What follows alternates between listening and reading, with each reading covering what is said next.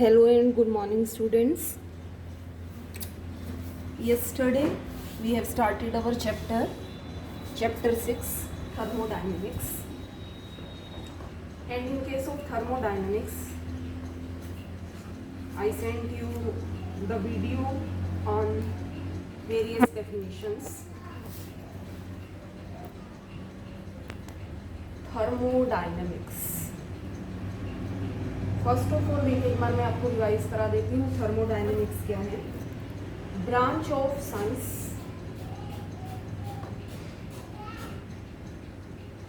which deals with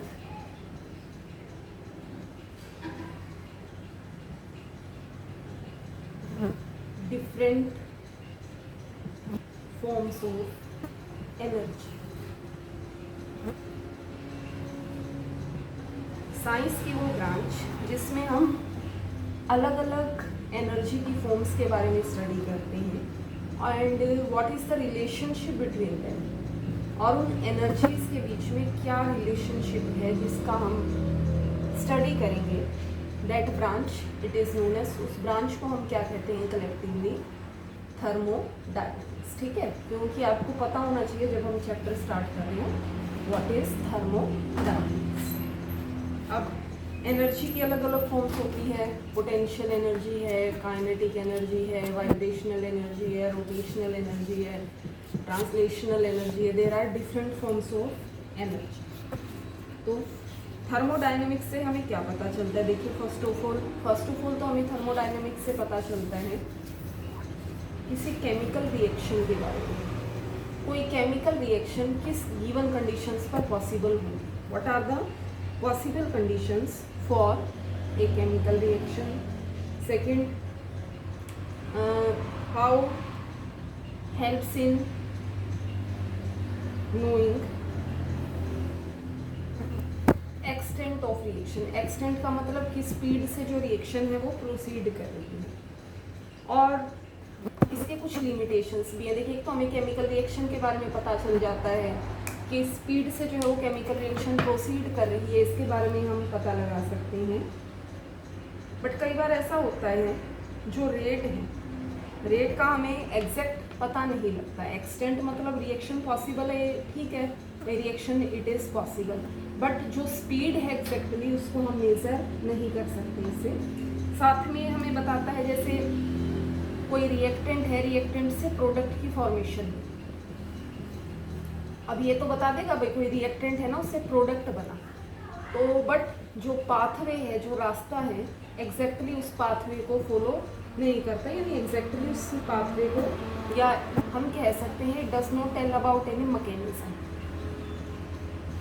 reactant और product का तो बता सकता है, बट किस तरीके से जो है वो प्रोडक्ट की फॉर्मेशन हुई है रिएक्टेंट से, इसके बारे में एग्जैक्टली पता नहीं करता. अब इसमें कुछ टर्म्स हैं, जैसे फर्स्ट सिस्टम क्या होता है. सिस्टम क्या है? What is system? System means part of universe.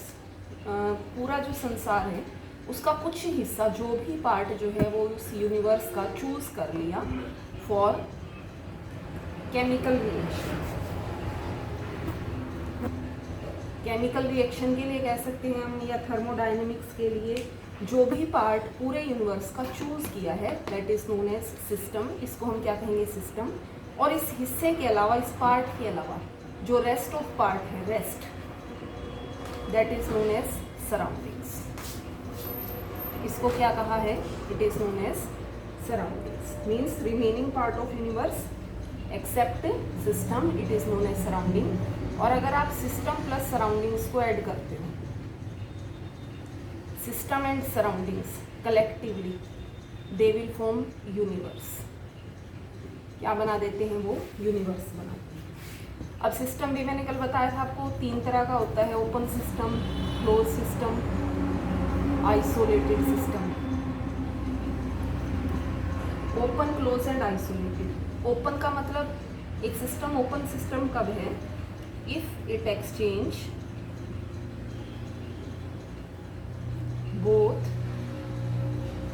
Matter and energy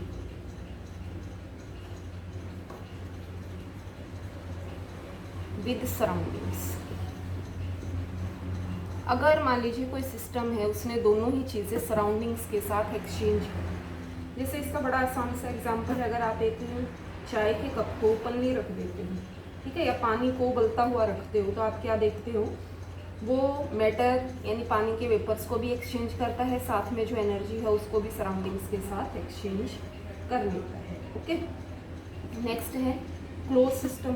close system में क्या होगा, if it only exchange energy, अगर सिर्फ एनर्जी को ही एक्सचेंज करें, नोट मैटर, मैटर को एक्सचेंज नहीं करता, सिर्फ एनर्जी को एक्सचेंज करे, मैटर को एक्सचेंज ना करे। जैसे आप कई बार क्या करते हो, जैसे कोई वाटर है, ठीक है, वाटर को क्लोज्ड वेसल में रख दिया, ओके, तो आप क्या देखोगे, जो वाटर है, जो दीवारें हैं, जो वॉल्स हैं, कंटेनर है, इट बिकम्स हॉट। कैसा हो गया, वो हॉट हुआ। बट जो एग्जैक्टली वाटर वेपर्स हैं, वो वाटर वेपर्स क्या हैं, इसके इनसाइड ही रहते हैं, ये एस्केप आउट नहीं करते। तो इसने किस चीज़ को एक्सचेंज किया, सिर्फ एनर्जी को एक्सचेंज किया, note it exchange matter. Isolated system, isolated के अंदर नाइदर एक्सचेंज मैटर, ना मैटर को एक्सचेंज करेगा, नोर एनर्जी। ओके, जैसे आप टी इन ए थर्मस फ्लास्क, चाय को अगर आपने एक केतली के अंदर रख दिया, केटल के अंदर, थर्मस फ्लास्क में रख दिया, तो आप देखते हो ना तो मैटर एक्सचेंज होता है, ना ही सराउंडिंग्स के साथ एनर्जी एक्सचेंज होती है। ओके, तो ये हैं सिस्टम, सराउंडिंग्स या इसकी टाइप्स कैसी है, ठीक है। अब नेक्स्ट हम डिस्कस करते हैं what is state of a system and state variables.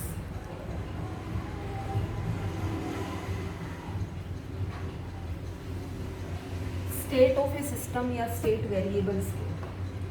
State of system का मतलब है हमने यूनिवर्स में कुछ ऐसा पार्ट कंसिडर कर लिया जहाँ पर हम किसी चीज़ को मेज़र कर सकते हैं, ठीक है। जैसे मेज़र हम किस किस चीज़ को कर सकते हैं easily, temperature, pressure and water. Okay, तो इनको हम इजीली मेज़र कर सकते हैं। तो हम स्टेट ऑफ सिस्टम को कहेंगे, it means condition of system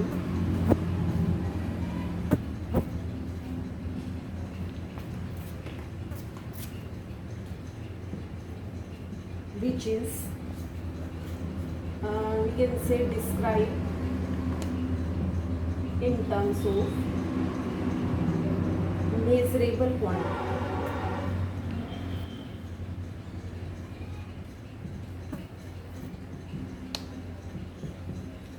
If